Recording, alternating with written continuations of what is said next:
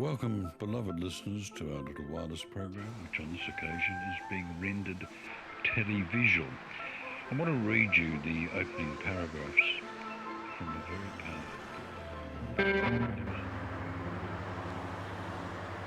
powerful. Hi, I'm Tim Minchin. I'm in Paddington in Sydney, Australia, and I'm just wandering down the street and about to knock on the door of the great Philip Adams. He's a bit of a legend. I got to do his radio show recently and we got along pretty well. So we're just gonna chat about stuff, science and art and life and death and food and booze or something.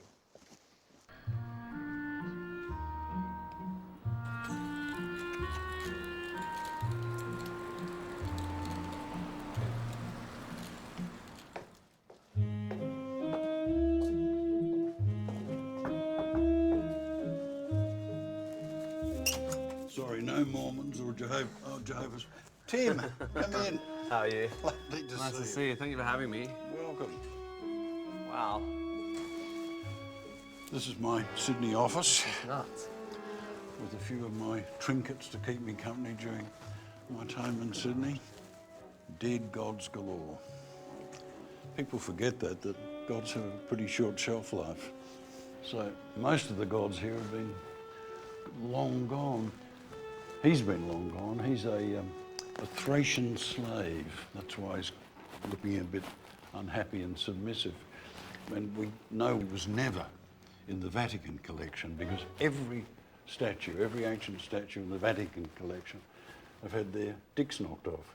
Was it someone's order that they all get lopped off? I'm afraid so. Long ago? Long ago. And I have this fantasy that Cardinal Pell, given the rapid change in attitudes to sexuality by the incumbent Pope, will order that they all be erudited back into position. Right, And yeah. I see a team of nuns doing like pin the tail of the Doing donkey. God's work, going around with Putting the knob marble back on the slave. on the wound. He was never in the Vatican collection. Oh, lucky fella. Good abs too. So this little row of fellas, all sorts of people, that's Egyptian, Inuit, Greek, Italian, Roman, African, Indonesian. 90% of the gods that people have worshipped over the millennia, of course, have long since died. They've got a very high mortality rate, gods. Oh, let's go and have a sit down and a bit of a natter, Tim. Bit of a rum. Barry Humphries is very cruel about my collection. He calls it my collection of broken rubble, but it's all his fault, and it starts with this, which is the first antiquity I ever bought. We were in London about to shoot Barry Mackenzie, and Barry had his first Amex card, so did I. And he took the view that it was compulsory to make a purchase at any store that had an Amex decal in the window. And we're doing this in Old Bond Street, which, as you know, is probably the world's most expensive shopping drag. And he was only going into shops that had by royal appointment insignia over the door. And he's so embarrassing. He was going in making a complete fool of all of us, buying cravats and hats and Christ knows what. And I got so mortified, I walked out the door. And there was Asprey's just over the road. And in the window was this tiny little amulet, a little Egyptian amulet. And I looked at it with astonishment because it only cost £5. And I had no idea you could own something that old for £5. So I bought it, and then it became an obsession. So whatever you do, don't go shopping with Barry. Who is it? Is it Just one of those thousands. It's Horus, actually. It's one of those umpteen Egyptian gods. They had lots and lots of them because they had local gods. Then they had to work out a theology to fit all these Put the gods in a theme park. hierarchy. Yeah, but even then, you can find hieroglyphs which basically say, are the gods true? So even then, people were struggling to have faith. Even the most ardent fundamentalists are still reaching for belief and are constantly being undermined by reality. By the evidence in front of them. And perhaps the more fervent the practice of the belief, the more you're trying to repress your own doubts. Just like the more fervent the homophobia, the more likely it is that you quite like a little bit of Willie. Do atheists have doubt? Have you as an atheist ever wondered, perhaps I'm wrong? Well, I don't know. I guess I might have when I was young, but I had coffee with a well-known American actor and writer recently who I met, and we sort of got on well. But he is very spiritual and sort of, in a sort of wafty way. But he said, but atheism's so arrogant because you assume you know. But I don't understand how it's arrogant because we all assume the non-existence of loads of things, unicorns and trolls and Egyptian gods and Thor. Father Christmas. Father Christmas. I have no more doubt about the non-existence of God than I do about the non-existence of unicorns. I mean, if a unicorn turned up, I would change my mind, but I never think maybe those oppressed shepherds who concluded there was one God, maybe they were right. And all the science between then and now that we've ever done has reached the wrong conclusion, and they were right all along. I don't want to harp about this, but it is the principal connection between you and I, that our atheism is pretty much central to our disbelief system, Yeah. and to our attempt to build values without a God. Given that atheism is just the absence of a belief, you want to be able to wear it lightly, don't you? It's an absence of belief. It's not a religion in itself. It's not a structure within which you build a life. But you've got to build a life and a value system. When I discovered that I lived in a meaningless world, Yeah. meaningless universe without an author, a purpose, a destiny, Yeah. the first thing you feel is a sort of strange panic.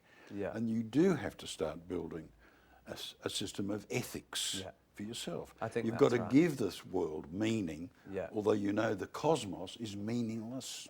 I think you're right. I think definitely coming to the conclusion that the world's meaningless does become a fundamental part of who you are, even though it's the absence of belief. It's still the presence of something quite powerful, which is looking into the face of the meaninglessness of life and going, okay, now what? So how do I try and be good, and what does it mean to be good, and how do I live a life that gives other people value and all that stuff? Well, for me, it led to the realisation that atheism is an emptiness rather than an answer.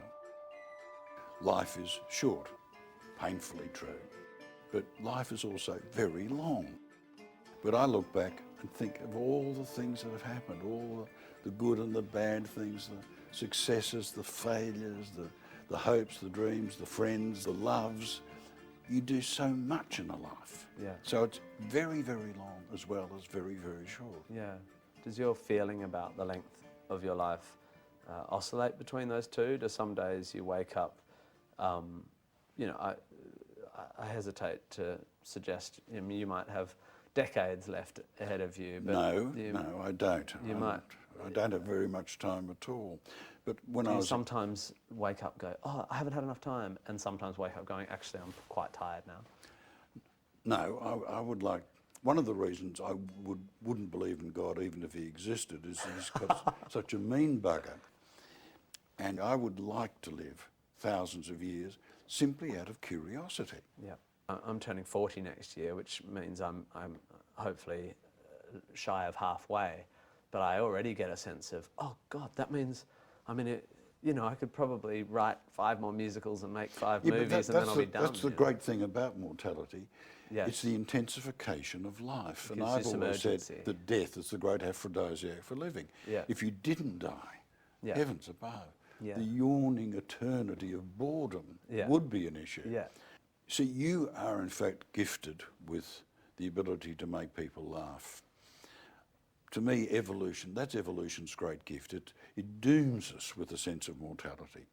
Evolution gives us the art of laughing. And laughter is all about the things we fear and dread. Every laugh is a little act of exorcism. Yeah. Trying to deal with what terrifies us or frightens us or discomforts us. This woman said, so name 3 guilty pleasures. And I was like, oh God, I'm hopeless at that sort of thing. I don't sit around writing lists of 3 of stuff. And I said to her, can you give us a hand? I mean, what do other people say when you ask them this question, just as a hint? And she said, people usually say things like, watching Biggest Loser or Bananarama or Tim Tams. Those are your guilty pleasures? I'm so glad I asked her. I could have embarrassed myself. I was thinking more along the lines of, I don't know, watching German porn dressed as Elmo, or you know, cancelling your monthly payment to your sponsor child so you can afford to buy a second iPad. There's something happening now with comedy that is maybe quite difficult, but to me very interesting, which is that we do laugh at things that we fear, which includes the gallows humour of laughing at death and laughing at the misfortune of others and laughing at the potential misfortunes of ourselves. But with the democratisation of information and everyone having a voice because of the internet and this sort of outrage, these tsunamis of public outrage that happen whenever anyone feels like they are the object of derision, we're getting to a place where I hate to use the word politically correct because I actually like political correctness. I think it's meant to be a good thing. But in our efforts to protect everyone from hurt, are we going to get in trouble and not be able to laugh at anything anymore lest someone have their feelings hurt? I find now, with so many eyes on me, and now that I'm no longer a little fella in a cabaret venue kind of desperate to have an opinion, I'm now establishment, and I'm now one of these wealthy white guys, I find it hard to know whether I'm allowed to laugh at these things anymore. Not a day passes when, as a broadcaster or a pundit, I don't get letters, emails, Twitters of abuse because I've said the wrong thing. And one does feel this increasing constraint, but you've got to ignore it. You really have to break through that. Commentary cannot be polite. Yeah. It's got to be confronting. You've got to challenge. You've got to challenge yourself as much as your audience. You come from a place, as I understand it, of disempowerment, of having a tough upbringing, not getting through high school. And then at some point, through the 70s, you had a powerful voice and you had a lot of ways in which you could express your opinions and stuff, and then you become establishment. Do you think people like you are bullying because you're a powerful person? Yes, in a funny sort of way. I'm glad I had a rotten childhood because it taught me survival skills, but it didn't teach me cruelty. No. The easiest job around, I think, would be a shock jock. Yes. It's a soda, it's a doddle. You don't have to have a brain, you don't have to have a voice, you don't have to know anything. All you've got to do is have the gift of bile, the gift of throwing kerosene on an already lit fire. On a lit fire. Yeah. You simplify, you sloganise, yeah. you become an echo chamber back to the and bigotries of the everything's people. a false dichotomy. Yeah. So the whole world is now preaching to its own converts. But you see, my audience tends to agree with me, your audience adores you. Absolutely.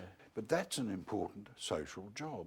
Think of how important it is for young, lonely, gay people in Australia, in country towns, who think that they're all alone, to hear the voice of gay people talking to them and saying you're not alone. Yeah.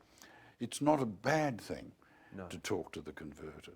It's very hard not to talk to it's very hard to get through to the ones that disagree with you. And it's the same with all ideas. You need to create a body of stuff where people who are sniffing around the edges of those ideas can come and feed and be educated and radicalised if that's what they want. So what makes an object sacred? This is my copy of the Holy Quran. What makes this sacred? What makes 2,734 people suddenly nervous? How is it different from this, my copy of Harry Potter and the Deathly Hallows? And please, I'm not saying it's not. It clearly is. But where is the sacredness? Where is the difference? But because you'd assume, wouldn't you, that it's in the words, it's in the text where the sacredness lies. It's the text, the incineration of which we fear or deplore. And yet, so is it the look? We were talking before we started filming about how unhappy and sad and sorry comedians are, and I can list off dozens who Sad have battled with clowns. depression. Yeah. And Spike Milligan, who I adored, Yeah. comes to mind. Peter Cook, Barry Humphries, you know. John Cleese. John I Cleese mean, as well. pretty much all. But you don't need to be an unhappy person, do you, to be a satirist, a comic, a humorist? I don't think so. I mean, I'm not unhappy. Maybe the fact that I'm not a sad comic is why comedy's so far actually just a quite discrete part of my life. I can have a dark side if you want me to. I can have a dark side. I can develop my brooding potential if pain's what you want in an act. Pain I can do. Ironically, I guess, I made my name as a comic singing songs about how I couldn't be a rock star because I wasn't damaged enough. In a weird way, my comedy came out of a lament that I didn't have the damage to be a proper artist at all. So my comedy is actually born of not being damaged. I've always found that if you sugarcoat an angry article Yeah. with just a little bit of humour, it helps the medicine go down. Yeah, Well, absolutely it important. stops people turning away. You know, Yeah. you can bring them in gently, Yeah. and you can bring them in with warmth and Yeah. a bit of humour, and then And you compassion can be, and understanding it. and which then is- you can be dead serious. Yeah. I was thinking as you were talking about that isn't it a pity there's not much laughter in politics, because the most important conversations that affect the whole of Australia, for example, happen in Parliament and in media conferences, and there's very little humour, and yet you watch our current Prime Minister, Tony Abbott, try to be funny, and he's kind of really bad at it. Tends to expose his privilege a bit. He also makes it twice. I've never known anyone in public life who so relies on repetition. Yeah. And Yeah. it's even less funny the second When it's time. a gag. But very few politicians have ever had the gift of humour. Rudd certainly didn't have it. I don't think Gillard was a laugh a minute. Hawkey did. Yeah. And surely Keating. Keating I mean, Keating was a comic genius on a good day. Mr. Speaker, Hewson said, we're painted as being anti-art, he complains, and that's just not true, he says. Then he had, Mr. Speaker, the Senator Amanda Vanstone talking about art just being not bad for cardboard with paint. Not bad for cardboard with paint. I mean, roll over Van Gogh, roll over Raphael, roll over Titian. I mean, what a bunch of shocking Philistines you are over there. Satire works best when you're punching up, when the target of your satire is the powerful and you are a member of the group who are victims of that power. Comedy's always worked best like that. But a politician making a gag because of the perception of who they are in the hierarchy will always feel like they're punching down, almost whatever they're making a joke about, unless they're making a joke about themselves. And if they make a self-deprecating joke about themselves, then they're showing themselves to not be very strong. And that doesn't work for a politician in the modern era either. Some years ago, Patrice and I did a collection of quote Australian jokes for Penguin. Sold a squillion copies. Yeah, I remember. And it began when Hawke, with whom I was then on speaking terms, told me a story, told me a joke. He said, there are two dead bodies on the Hume Highway. One's a politician and one's a kangaroo. What's the difference? I said, I don't know, Bob. He said, there are skid marks before the kangaroo. I thought, isn't that fantastic?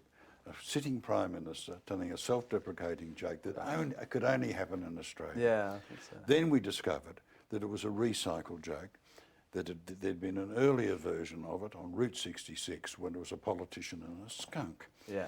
And as we researched all the jokes that were coming in for the book, we found they had ancient lives. They went back decades, centuries. Structured jokes like that definitely have old origins and they keep getting used and they're pressed into whatever service people want them. I'm sure there's racist versions of that joke, you know. What's the biggest trouble your forms of commentary have got you in? What's caused the most hate mail, the most vicious tweets? people are offended by the peace anthem for Palestine when the conflict's on. It's just a very gentle comment on the fact that Judaism and Islam are the same religion, with one edit by a slightly unusual man in 600 AD. And when the conflict's up, people send me death threats, and when the conflict subsides, people just think it's funny. We don't eat pigs, you don't eat pigs, it seems it's been that way forever. Sing! So if you don't eat pigs, and we don't eat pigs, why not eat pigs together, together? Why not eat pigs together, together? Why not eat pigs? Rock! I had to learn, you know, in my second show in 2006, I wrote a song called Fat Children, which is a sort of really quite biting criticism of people who just feed their kids shit. And you're not really allowed to be mean to kids, and it was quite mean, but it kept its criticism in the right place on the parents and stuff. And I played it for about a year, but that was about the period where people really started watching what I was saying. The dropping of that song, which happened very soon after I started playing it, simply happened because I looked out in my audience and there were some big people in the audience, and I just thought, they'll be upset by this. And I don't want to be the sort of comedian that has obese people who have enough problems already being sad in the audience, you know. And once you start thinking like that, you are in an endless cycle of not wanting to offend anyone. And when you're a comedian, not wanting to offend people is difficult, but some comedians choose to go, it doesn't matter, I'm a comedian, my job is to get laughs. If people laugh, then that's good enough for me. And if it's a joke about someone with a disability or a dwarf or whatever, that's fine, it's comedy. Toughen up, toughen the fuck up. I went the other way and went, I don't want to be that person. I want to try and do comedy where I hold myself to account and make sure I'm always punching up, not punching down. And if you look into your motherfucking heart and tell me true, if this motherfucking stupid fucking song offended you with its filthy fucking language and a fucking disrespect, if it made you feel angry, go ahead and write a letter. But if you find this song more offensive than the possibility the Pope protected priests when they were getting fucking fiddly, then listen to me, motherfucker, this here is a fact. You are just as morally misguided as that motherfucking power-hungry, self-aggrandized bigot in the stupid fucking hat. With you and Barry Humphries and Jermaine Greer and Robert Hughes and Australia's last great generation of public intellectuals, you could write an idea and it would be pervasive, whether it's a piece of satire or a film. A good 70%, 50% of the entire population might read it. Yeah. You know, when Jermaine it was wrote... the good side of mass media. Exactly. What I think some of us tried to do was then use that influence, and that's what it was. It wasn't power, it was influence. Well, that's to it. do something good. That's it. The most influential thing I ever wrote was just one sheet of paper, and it was written to John Gordon, and it was to argue for an Australian film industry. And at the time, 95% of the box office in Australia went to American films. Now it's pretty much the same. And most of the Australian film industry has now gone offshore. I obsess about the Australian identity, or what's left of it, because I think there are things in Australia which are infinitely preferable to things in the United States. Yeah. You've wandered the world, born in the UK, raised in WA, living in LA. You must concern yourself also with the notion of identity. I'm getting more interested in it because the reason I'm in LA, sort of ironically, is that I'm telling what will be the biggest Australian family film ever made by DreamWorks. All the money will be American and all the box office will go back there, I suppose, but it will be an Australian director, songwriter, lyricist in me. All the actors will be Australian. It's a epic road movie about a kangaroo and a bilby and a cane toad who discover the secret location of the last royal albatross egg, and they travel from the Kimberley to the 12 Apostles, where the sea eagles have taken over the empire with their military might. It's an epic Australian Star Wars singing animal movie. And although it's a bit of family fun, the responsibility to tell a story that says something about us, I am taking very, very seriously. especially in that, of course, you can't tell an outback story without talking about Aboriginal Australia, so the responsibility of that weighs heavily on me. And I've just been filming a role as a very noxious character in the TV version of Kate Granville's Secret River, which is a story about our origins. And so these questions are very present for me for the first time, really, because I think in the past I've always felt that a national identity and nationalism and patriotism and these things I'm very uncomfortable with were so entwined, I sort of didn't want a part of it. Similarly, But they're not necessarily no, I the know, same this thing. is what I'm trying to extract now. I hate the manipulation of patriotism. I hate the Yes. hyped up nationalism. Yeah. But I think speculating about an Australian identity is a much more subtle. I think so too, and I want to be part of that, not part of this. But the other enemy of the Australian film industry has always been the Australian film goer. Yeah. They love looking at Australian stuff on telly, Yeah. you know, which mirrors their lives, Yeah. but they rarely drag themselves out to see an Australian film, no matter how good it is. My feeling is that it's very hard to make a $50 million film these days in Australia because you can't guarantee an audience for it.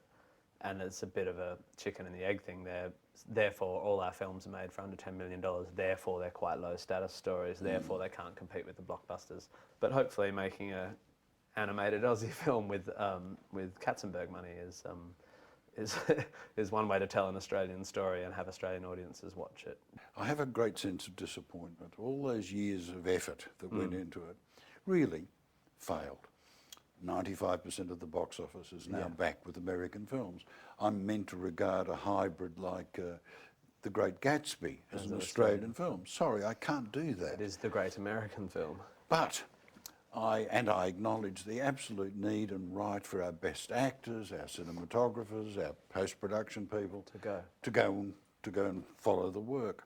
You know, we've got things to contribute, and one of the things we can contribute are talented buggers like you. I have had my chance, and I'm still allowed to be the in-house lefty for Rupert Murdoch, and I'm still tolerated at the ABC. So I'm pretty happy. But I tell you what, I'm so thrilled by what you've been doing. I really am. And I expect you to keep amusing, entertaining and surprising me. It is interesting. I'm coming into a phase of my life where I am starting to think about whether I can have any sort of impact on the arts in Australia, and I hope I can, and I'll try not to let you down. Thank you so much for having me in your amazing home. Office. Office. Sydney office. Half your luck.